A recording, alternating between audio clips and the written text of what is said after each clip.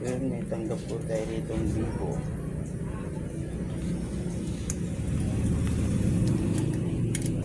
Charging pin problem.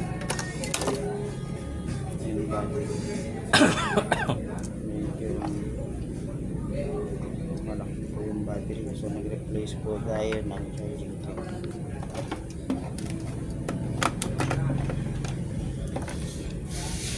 Hindi po siya nag-charge ng maayos.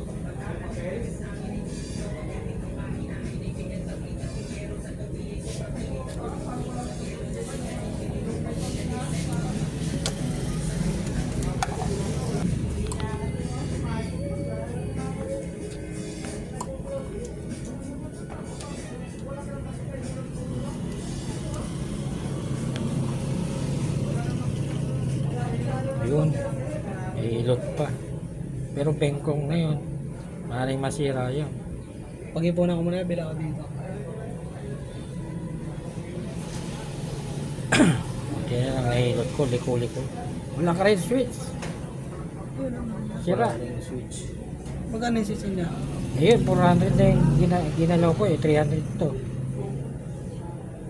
Sira rin yung switch ng Vivo. May on lang natin.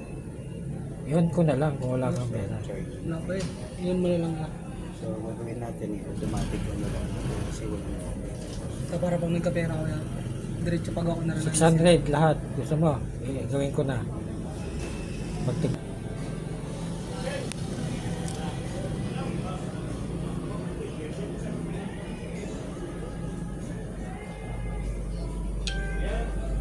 So, nire-refer din po natin ang power switch.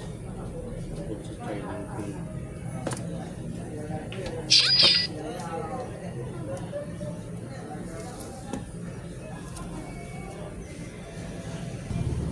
Ayan, okay na po yan.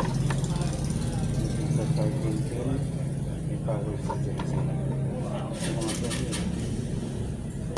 Ito po yung Vivo Y11.